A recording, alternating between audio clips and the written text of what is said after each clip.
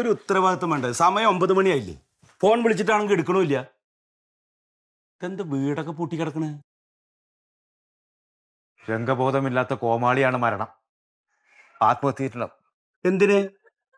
എടാ, അതിന് റിസൾട്ട് വന്നിട്ടില്ലല്ലോ. റിസൾട്ട് വന്ന് തോറ്റിട്ടാണ് ആത്മഹത്യ ചെയ്യണമെങ്കിൽ ഒരു സമാധാനം ഉണ്ട്. പക്ഷെ കടം കയറിയല്ലോ. എന്ത് കടം? ഈ ഇലക്ഷന്റെ പേരും പറഞ്ഞ് നമ്മൾ 3-4 ലക്ഷം രൂപ ചെലവാക്കിച്ചിട്ടുണ്ട്. എടാ, ഇതൊക്കെ ഒരു ഇലക്ഷൻ വരുമ്പോ സ്വാഭാവികമാണ്. 5 ലക്ഷം ഉറുപ്പിയല്ലേ ചെലവാക്കിച്ചിട്ടുള്ളൂ. എന്റെ സംശയം അതല്ല, തോൽക്കോന്ന് പേടിച്ചിട്ട് എങ്ങാനും രണ്ടും കൂടി നാട് വിട്ടുണ്ടാവും. അതിനുള്ള പൈസ ഒന്നും ടൈമില്ല. പ്രീതി പ്യാരിയെ ആളുണ്ട് മരിച്ചിട്ടാ. ഞാനാ സുഗതനാ.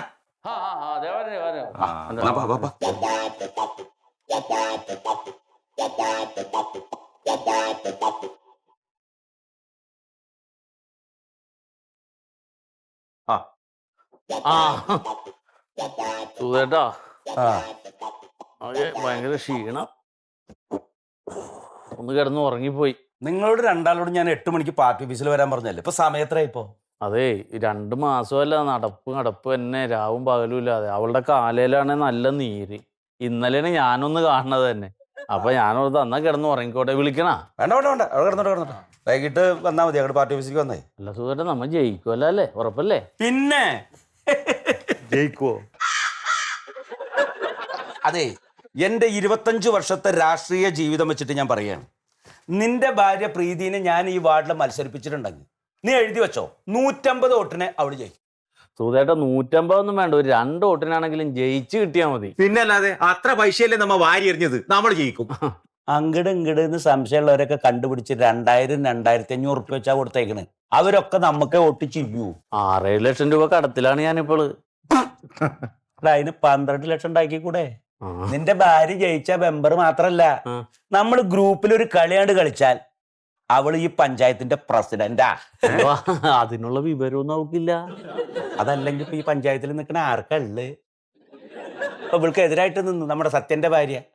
നോമിനേഷൻ കൊടുക്കുമ്പോഴേ പേരെഴുതിയത് തെറ്റിയതാ. അതെ, സത്യന്റെ ഭാര്യക്ക് നല്ല കളറാണെന്നുള്ളൊരു അഭിപ്രായം ഉണ്ട് നമ്മുടെ വാർഡില്. കളറിലൊക്കെ എന്തിരിക്കണടാ, അവൾക്ക് വല്ല സ്ത്രീത്വണ്ടാ? നിന്റെ ഭാര്യ കണ്ടുപിടിക്കേ, കണ്ടു കഴിഞ്ഞ ഒരു കുടുംബിനി, നല്ല സ്ത്രീത്വമുള്ള കുട്ടി, എല്ലാവരും അവൾക്ക് വോട്ട് ചെയ്യും. ഞാൻ ഇവളൊന്ന് വിളിക്കാം. വേണ്ട, പാവം വയ്യാത്തല്ല, അവിടെ കിടന്നോട്ടെ. വൈകുന്നേരം 5 മണിക്ക് അവളെ കൂട്ടിയിട്ട് നീ പാർട്ടി ഓഫീസിൽ വന്നാൽ മതി. കാരണം വരവ് ചെലവൊക്കെ നോക്കണ്ട, കണക്കൊക്കെ നോക്കണേ. പിന്നെ കണക്കിന്റെ കാര്യം പറഞ്ഞപ്പോഴാണ്, ആ തെരഞ്ഞെടുപ്പിന്റെ അന്ന് രാവിലെ ഒരു 8000 രൂപ സുധേരൻ എന്നോട് മേടിച്ചില്ലേ? ഞാനോ? മൈദപ്പൊടി മേടിക്കാനാണ്, ബൂത്ത് കെട്ടാനാണെന്നൊക്കെ പറഞ്ഞ്. രാവിലെ മൈദപ്പൊടി മേടിച്ചു. സുധേട്ടൻ പിന്നെ ആ പൈസ ആയിട്ട് ഇറങ്ങിയപ്പോഴാണ് ഞാൻ ആലോചിച്ചത്, ഇലക്ഷന്റെ അന്ന് പിന്നെ എന്ത് ബൂത്ത് കെട്ടാനാണ് 8000 രൂപയെന്ന്. അതെ, അതെന്താ അറിയോ, ആവേശത്തിന്റെ പുറത്ത് ഇനി എന്താ ചെയ്യേണ്ടതെന്ന് അറിഞ്ഞിട്ട് ഞാൻ ആ പൈസ മേടിച്ചിട്ട് ഇറങ്ങിയില്ലേ. ഇറങ്ങി നോക്കിയപ്പോഴാണ് ഓർക്കണത്, ഇന്നിപ്പോ ഈ മൈദമാവ് കൊണ്ട് ബൂത്ത് കെട്ടണെന്ന്. അതാണ്. അപ്പൊ തന്നെ ഞാൻ നിനക്ക് തിരിച്ചു തരാൻ വേണ്ടിയിട്ട് ഞാൻ അങ്ങനെ വരികയായിരുന്നു. വരണ സമയത്താണ് നമ്മുടെ ചായക്കടക്കാരൻ രാമേട്ടനും ഭാര്യനെയും കണ്ടത്. സത്യന്റെ പാർട്ടിക്കാരാണല്ലോ. പാർട്ടിയുടെ തന്നെയല്ല, ഒരു നേരിയ ബന്ധമുണ്ട്. അപ്പൊ ആ വോട്ട അങ്ങടെ കൂടുള്ളൂ എന്ന് മനസ്സിലായപ്പോ ഒരു 6000 ഉറുപ്പ്യ കയ്യിലാണ് വെച്ചു കൊടുത്തു. നമുക്ക് വോട്ട് ചെയ്യണം. അത് നന്നായി. അപ്പൊ ആ വോട്ട് നമുക്കായിരിക്കും. അപ്പൊ 153 ഉറപ്പാണ്. അതെ, ബാക്കി 2000 നമ്മള് രാമേട്ടന്റെ കടയിലെ പലപ്പോഴായിട്ട് ചായ കുടിച്ചതിന്റെ പറ്റുണ്ടല്ലോ, അതങ്ങോട്ട് തീർത്തു. സന്തോഷായിക്കോട്ടെ. അപ്പൊ ആ കണക്ക് റെഡി ആയില്ല? അതെ. അപ്പൊ അത് എഴുതി വെക്കും. 6000 രാമേട്ടന്, 2000 ചായയുടെ പറ്റ് എഴുതി വെക്കും. കണക്ക് റെഡി ആവണം. പിന്നെ ഉണ്ണി, തോറ്റാലും ജയിച്ചാലും കണക്ക് കൃത്യമായിരിക്കണം. നമുക്ക് ഇലക്ഷൻ കമ്മീഷൻ അത് ബോധിപ്പിക്കണോ? എന്ത് വിഡ്ഢിത്തരാണോ ഈ വിളിച്ചു പറയണത്? തോറ്റാലെന്ന് പറയല്ലേ, നമ്മൾ ജയിച്ചു. ഇല്ല, ഞാൻ പറഞ്ഞതേ ഉള്ളൂ. അപ്പൊ ഞങ്ങൾ ഞങ്ങൾ വൈകുന്നേരം വരാം. വൈകുന്നേരം 5 മണിക്കായിട്ട് നടക്ക്. പിന്നെ ആവശ്യമില്ലാത്ത ഫ്ലക്സും കൊടിയൊക്കെ ഉണ്ട്, പാർട്ടി ഓഫീസിന്റെ ബാക്കിലാണ് കൊടുത്തിട്ടേക്കണം. അതിൽ ആവശ്യമില്ലാത്തൊക്കെ ഇവിടെ കൊടുത്തിടണം. നടക്കാൻ വിടും. 150 വോട്ടിനൊക്കെ ജയിച്ച അടിപൊളിയാകും. ഈ വാർഡ് തിരിച്ചു പിടിക്കണത് പ്രീതി പ്യാരി തന്നെ. ഉണ്ണിയെ അവൻ ചോദിച്ചു കേട്ടാ, നീ അവന്റെ ഭാര്യ 150 വോട്ടിന് ജയിക്കില്ലേന്ന്. തോറ്റ് നാറാണക്കല്ലെടുക്കും. മനസ്സ് നന്നാവണം, മനസ്സ്. അവന്റെ ഭാര്യയ്ക്ക് വോട്ടിന് വേണ്ടിയിട്ട് എത്ര ദിവസം ഞാൻ പിന്നാലെ നാട്ടുകാരുടെ കൂടെ നടന്നോടാ. എന്നോട് 8000 ഉറുപ്പ്യ ഞാൻ മേടിച്ചതിനെ കണക്ക് ചോദിച്ചു. നീ കേട്ടില്ലേ? നീ അത് ശരിയാ സുഖേട്ടാ. കാരണം ഇലക്ഷന് മുമ്പ് ആ വീട്ടിൽ പോയ സമയത്ത് എനിക്ക് ചായയും ചോറും എന്തെന്നാ വേണ്ട വെച്ചാൽ തരും. ഇപ്പൊ ചായ പോട്ട് പച്ച വെള്ളം വേണോ ചോദിച്ചു എന്നോട്. അതാണ് കാര്യം കഴിഞ്ഞു കഴിഞ്ഞാൽ പിന്നെ നമ്മളാരും വേണ്ട. ആ അല്ല അവന്റെ ഭാര്യക്ക് കാലിന്റെ നീരാ പറഞ്ഞില്ലേ, നീരാന്ന് കരുതി നീ? നീരുമില്ല, ഒരു കുന്തവും ഇല്ല, അടവാണ്. പുറത്ത് വന്ന് നമുക്കൊരു തുള്ളി വെള്ളം തരണ്ട് വന്നാലോ വെച്ചിട്ട് കള്ളത്തരം കാണിച്ചിരുന്നാണ് അവളവിടെ. അവള് ജയിക്കും കരുതണ്ട നീ?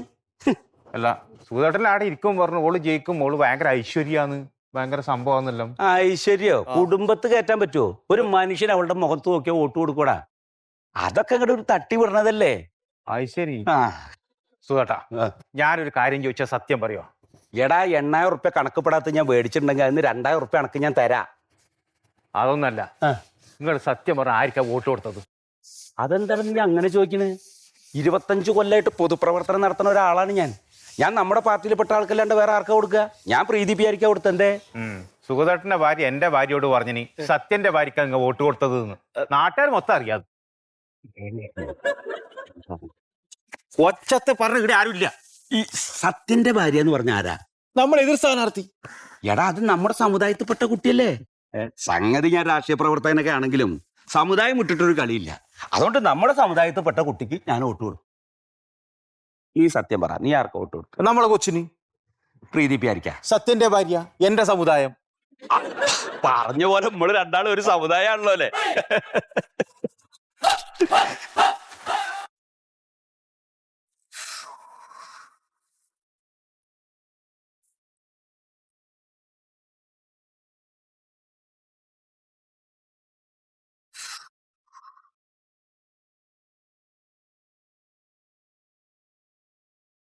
എനിക്ക് ആലോചിച്ചിട്ട് ഒരു പിടിയും കിട്ടണല്ലോ പോയാ.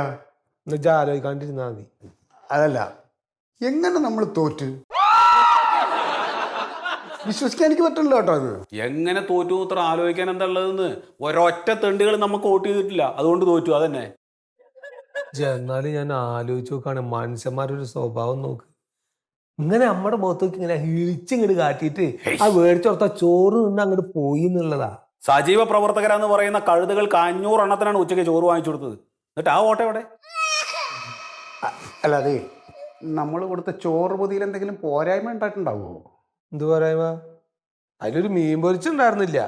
മീൻ പൊരിച്ചു വരണില്ല വെച്ചിട്ട് വോട്ട് മാറ്റി കുത്താ നമുക്ക് നിങ്ങള്? അതൊക്കെ ചെയ്യും നമ്മുടെ ജനങ്ങൾ, അതുമല്ല അതിലപ്പുറവും ചെയ്യും.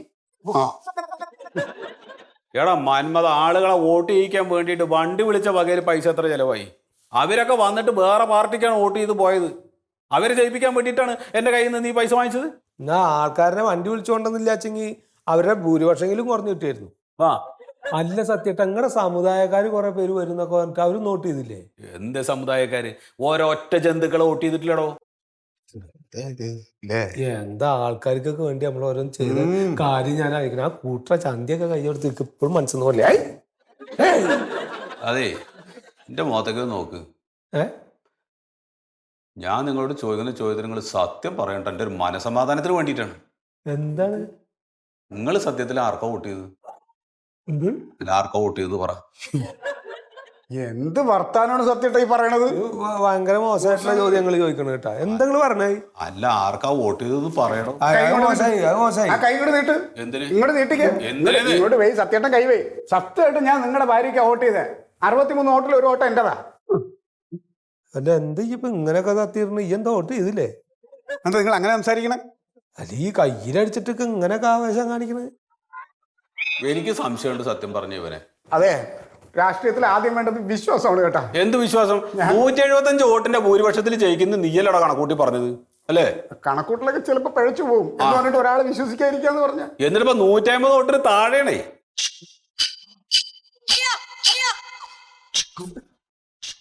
വേറെ ഒരു കാര്യമുണ്ട്, നമ്മുടെ പാർട്ടിയുടെ അടിത്തറ ഇളകിയിട്ടുണ്ട് എന്നുള്ള കാര്യം നമ്മുടെ സാധാരണ ആളുകൾ മനസ്സിലാക്കിയിട്ടുണ്ടോ എന്ന് എനിക്കൊരു സംശയമുണ്ട്. അത് പിടുത്തം കിട്ടാത്ത രീതിയിൽ നമ്മൾ പ്രവർത്തിച്ചിട്ടുണ്ട്. ആണോ? പിന്നെ അതൊന്നും നമ്മൾ പിടുത്തോട് പോലില്ല. അല്ല, സത്യത്തിൽ നമ്മുടെ അടിത്തറക്ക് ഇളക്കമുണ്ടോ? ഉണ്ടോ? ഇളകിയിട്ടുണ്ടോ? ഇത് വെച്ചാല് വെറുതെ എനിക്ക് വരണേ. ആർക്കൊരു തേങ്ങ അറിയില്ലേ? ഹലോ, എന്താ പോകറേ? ആണോ? അയ്യോ, ഞാൻ അങ്ങോട്ട് വരാം കേട്ടോ. ഞാനേ വേറൊരു മീറ്റിങ്ങിൽ ഇരിക്കുക, അതാണ്. ശരി ശരി ശരി, ഓക്കെ ഓക്കെ ഓക്കെ. ആരാണ്? അബൂബക്കറാ. അത് താഴത്തെ ഓന്റെ ഉമ്മാക്ക് വീണ്ടും ഇളക്കിളകി ആശുപത്രി കൊണ്ടുപോകണം നമ്മളോട് ചൊല്ലാൻ. ആ തള്ളേനല്ലേ നമ്മള് ഇലക്ഷൻ പ്രവർത്തനത്തിന് പോയപ്പോ അന്ന് ആശുപത്രി കൊണ്ടുപോയത്. അതെ, ഒരു കാര്യം ചെയ്യാം, ഞാൻ വണ്ടി വിളിച്ചിട്ട് ഒരു ആശുപത്രി കൊണ്ടുപോയാലോ നമുക്ക്? എന്തിന് ചെന്ന് ഉണ്ടായിരുന്ന ചങ്ങായി കണ്ട പ്രവർത്തനം ഒക്കെ പ്രവർത്തിച്ചിട്ട് ഇപ്പൊ എന്താ ഉണ്ടായത്? തോറ്റില്ലേ? ഇനി നമ്മൾ തന്നെ ഒരു ആശുപത്രി കൊണ്ടുപോകണമെന്നുണ്ടെങ്കിൽ അടുത്ത ഇലക്ഷൻ വരട്ടെ, അപ്പൊ നോക്കാം. 5 കൊല്ലം കഴിഞ്ഞിട്ടോ? ആ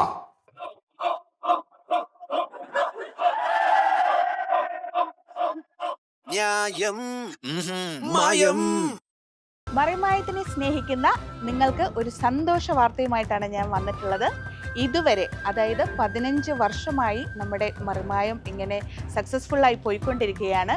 ഇത്രയും നാളത്തെ നമ്മുടെ എല്ലാ എപ്പിസോഡുകളും സൗജന്യമായി തന്നെ മനോരമ മാക്സിൽ നിങ്ങൾക്ക് കാണാൻ സാധിക്കുന്നതാണ്.